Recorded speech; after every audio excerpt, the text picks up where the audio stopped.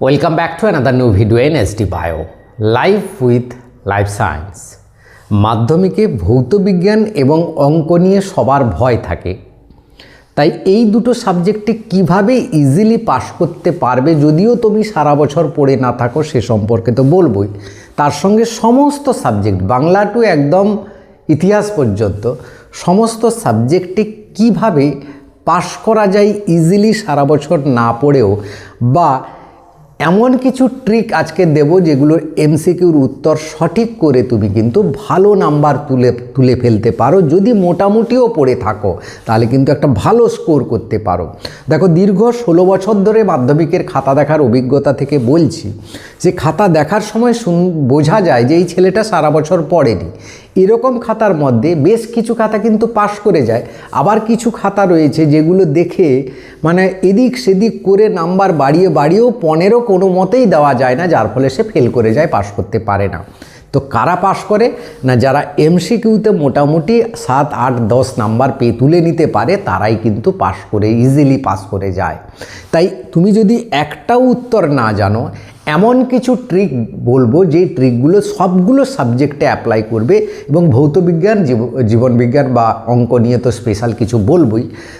এইগুলো অ্যাপ্লাই করলেই advance scientific method, এরকম নয় একদম টুক্কা মারতে বলছি মানে আন্দাজে সব ঢিল মেরে দেবে তা নয়, একটা সায়েন্টিফিক পদ্ধতি যেগুলো শুধু মাধ্যমিকে নয়, উচ্চ মাধ্যমিকে বা জীবনের যে কোনো কম্পিটিটিভ পরীক্ষায় কিন্তু এই সায়েন্টিফিক টেকনিকগুলোকে অ্যাপ্লাই করা হয়, যাতে তুমি 75% কারেক্ট করতে পারবে। সেটা সায়েন্স বলছে, আর কিছু না।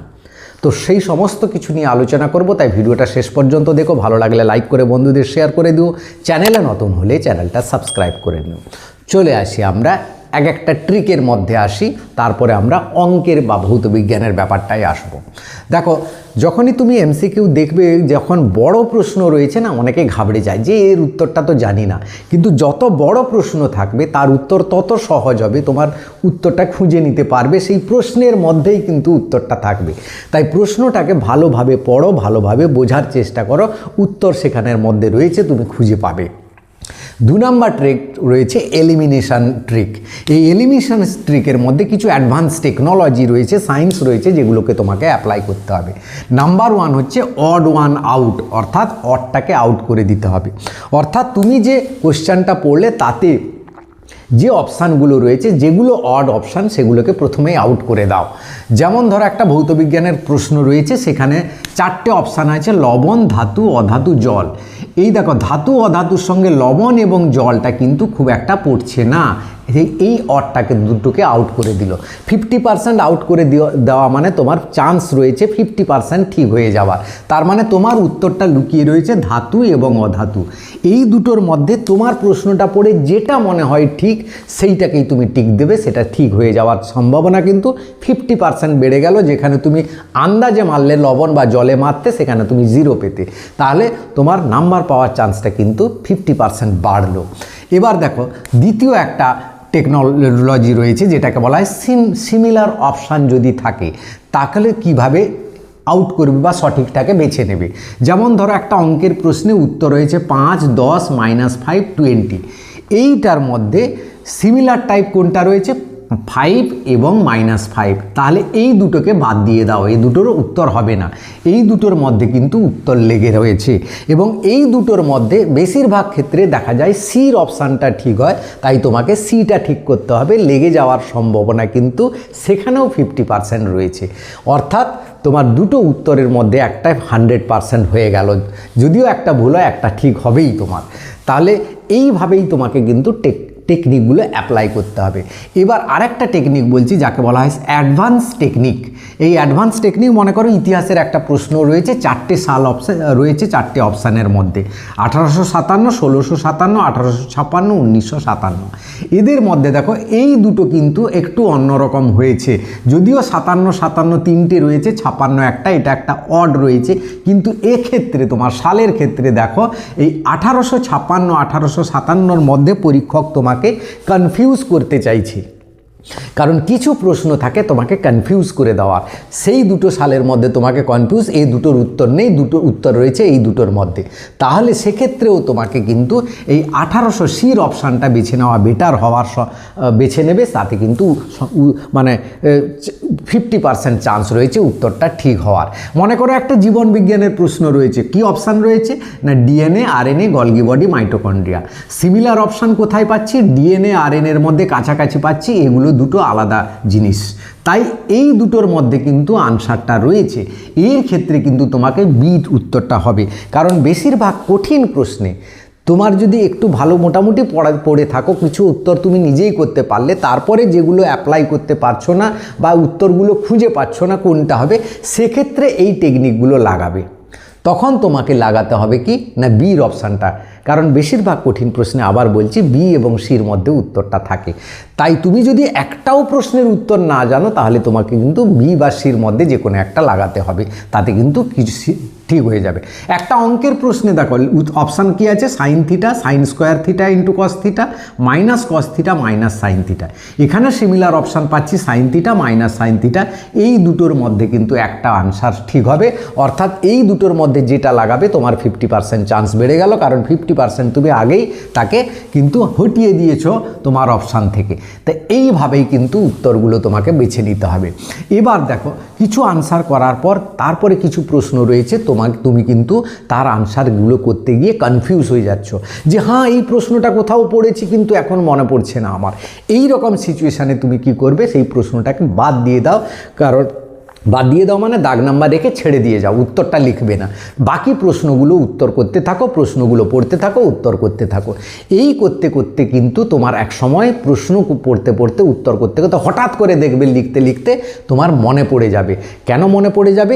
এটা হচ্ছে কিছু জায়গা রয়েছে, কিছু কিছু সময় নিউরন লেট টাইমে কিন্তু রেসপন্স করে, হঠাৎ করে না, কারণ সেই পরীক্ষার হলে তোমার অ্যাড্রিনালিন সিক্রেশন বেশি হয়ে যায়, তোমার টেনশন থাকে, চাপ থাকে, যার ফলে নিউরনের মধ্যে যে জাংশন রয়েছে নিউরো ট্রান্সমিটার রিলিজ করে তোমার সঠিক উত্তরটা খুঁজে আনতে পারে না। কিন্তু তুমি যখন উত্তর লিখতে লিখতে হালকা হয়ে যাবে তোমার নিউরন সাট করে মনে পড়বে। যেরকম মনে করো একটা বাইকের চাবি তোমার হারিয়ে গেছে, তুমি তখন কিভাবে মনে করো বাইকটার চাবিটা যে কাল রাত্রে আমি বাড়ি ফিরেছিলাম টিউশন করে, তার বাইকটা সেখানে রেখেছি, রেখে এসে আমি বিছানায় চলে গেছি, অর্থাৎ বিছানায় শুতে গিয়ে কিন্তু আমি বালিশের নিচে রেখে দিলাম। হ্যাঁ ঠিক মনে পড়েছে, বালিশের নিচে বা গাদ্দার নিচে যেখানে একটা রেখেছি, অর্থাৎ আমার বিছানার উপর চাবিটা কোথাও একটা আছে, তোমার শাট করে মনে পড়ে যাবে ভাবতে ভাবতে। ঠিক একই জিনিস পড়াশোনাও কিন্তু এই জীবনের মধ্যেই রয়েছে, সব কিন্তু ব্রেনের মধ্যে এইভাবেই কাজ করছে বা নিউরনের মধ্যে এভাবেই কাজ করছে। তাই সেই প্রশ্নটা ছেড়ে দিয়ে তুমি কিন্তু অন্য প্রশ্ন করতে গেলে তোমার হঠাৎ মনে পড়ে যেতে পারে সেই উত্তরটা। 100% সব উত্তর মনে পড়ে যাবে সেটা বলছি না, এটা কাজ করে, এর মধ্যে বিজ্ঞান রয়েছে, এটা বোঝানোর চেষ্টা করছি তোমাকে। দেখো এইভাবেই কিন্তু করবে, তাহলে কনফিউজ উত্তরগুলো তুমি এইভাবে রেখে যাবে। এবং শেষ পেশ যদি নাও মনে পড়ে কোনো উত্তর, তাহলে তোমাকে বি বা সির মধ্যে অপশান যে কোনো একটা ঠিক করে আসবে 100%, তাহলে কিন্তু কারেক্ট হয়ে যাওয়ার চান্স আছে। এবারে দেখো একটা প্রশ্ন রয়েছে এমসিকিউ, তাতে ডির অপশান রয়েছে উপরের সবকটি। সায়েন্স বলছে 75% এই রকম অপশানে কিন্তু এই উত্তরটা ঠিক হয়, অর্থাৎ ডির অপশানটা কিন্তু ঠিক হবে, উপরের সবকটিটা কিন্তু ঠিক হবে, এটা কিন্তু 75% চান্সেস রয়েছে। তাহলে এখানেও তোমার একটা নাম্বার পাওয়ার চান্স রয়েছে। এবং যদি কোনো প্রশ্নের উত্তর থাকে ডির অপশান কোনোটিই নয়, তার চান্স কিন্তু মাত্র 10%। তাই খুব সাবধান হয়ে করবে। যদি তোমার উত্তর জানা থাকে শিওর যে এটা হ্যাঁ কোনোটিই নয় হবে, তখন সেটাই যাবে। সেটাও কিছু কিছু প্রশ্নের উত্তর হয়, কিন্তু ম্যাক্সিমাম প্রশ্নের উত্তর হয় কিন্তু উপরের সবকটি। এটাকে বেশি তোমার যদি উত্তর জানা না থাকে এটাতেই টিক দেবে। এবার আসি দেখো 5 নাম্বার পয়েন্ট, যে ঠিক অপশান রয়েছে, এটা পড়ে মনে হলো ঠিক উত্তর, বিটা পড়ে মনে হলো না এটা তো ভুল উত্তর। তখন তুমি এতই শিওর হয়ে গেলে যে এটা ঠিক উত্তর, অপশান এটা টিক করে দিয়ে এলে সেটা কিন্তু ভুল হয়ে যাবে। 4টে অপশান তোমাকে ঠিকভাবে পড়তে হবে। কেন পড়তে হবে দেখে নাও। সির অপশানটা যখন পড়বে সেটাও ঠিক মনে হচ্ছে, এবং ডিতে লেখা আছে এ ও সি উভয়ই ঠিক, অর্থাৎ তোমার অপশানটা হবে ডি। অর্থাৎ তুমি কেয়ারফুলি যদি প্রশ্নটা পড়ো, অপশানগুলো পড়ো, তবেই কিন্তু তুমি এই ডির উত্তর খুঁজে পাবে। নাহলে এটা পড়ে মনে হলো বাহ এটাই তো ঠিক আছে, তাহলে এরটা ঠিক। এই ভুলটা কিন্তু অনেক হয়, যার ফলে 2-3 নাম্বার এখানে কিন্তু দিয়ে আসে অযথা ছেলেমেয়েরা। তাই এই জায়গাটা কিন্তু খেয়াল রাখবে। আমি খাতা দেখার সময় বহু প্রশ্নে উচ্চ মাধ্যমিকের ক্ষেত্রে এই ব্যাপারটা দেখেছি, তাই এটা তোমাদের সামনে তুলে ধরলাম।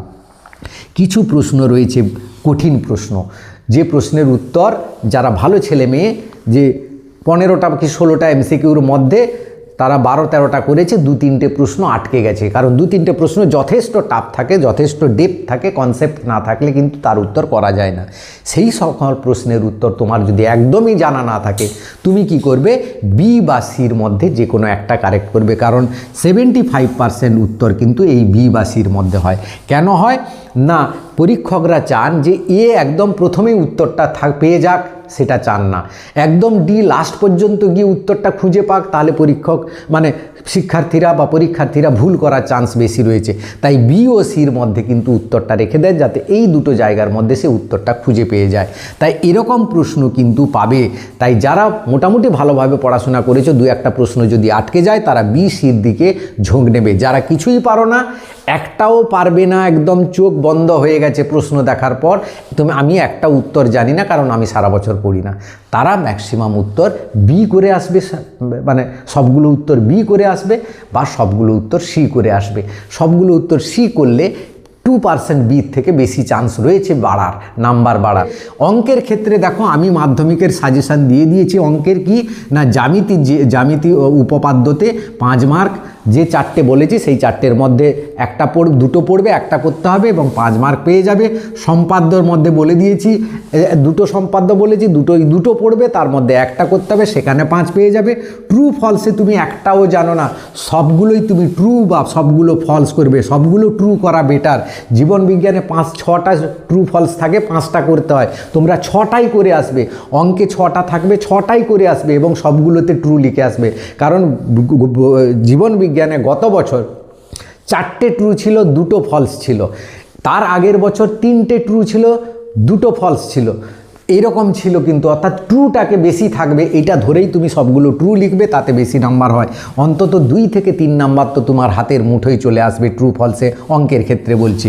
রাশি বিজ্ঞানের অঙ্কের ক্ষেত্রে তোমার 8 নাম্বার হাতের মধ্যে রয়েছে। তাহলে এইখানে তুমি কিন্তু 3 পেয়ে গেলে, 5 5 10 8 18, 8 3 11, 21 নাম্বার তোমার তো হাতের মুঠোয় হয়ে গেল। 10-এ 31, 31 নাম্বার হয়ে গেল।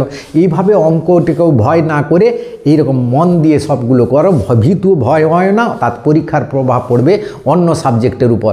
তাই সমস্ত কিছু তোমাদের হাতে তুলে দিয়ে গেলাম। পাশ করা কোনো ব্যাপার নয়, পাশ ইজিলি করবে, শুধু মনের মধ্যে সাহস রাখো। আর এই কদিন একটু বইগুলো ভালো করে উল্টে যাও, এমসিকিউ দেখে যাও। কারণ আবার বলছি, সেই পাশ করবে যে সারা বছর একটাও কথা পড়েনি কিন্তু পাশ করে যাবে, যে এমসিকিউ বেশিগুলো ঠিক করে আসবে, সে কিন্তু পাশ করে যাবে।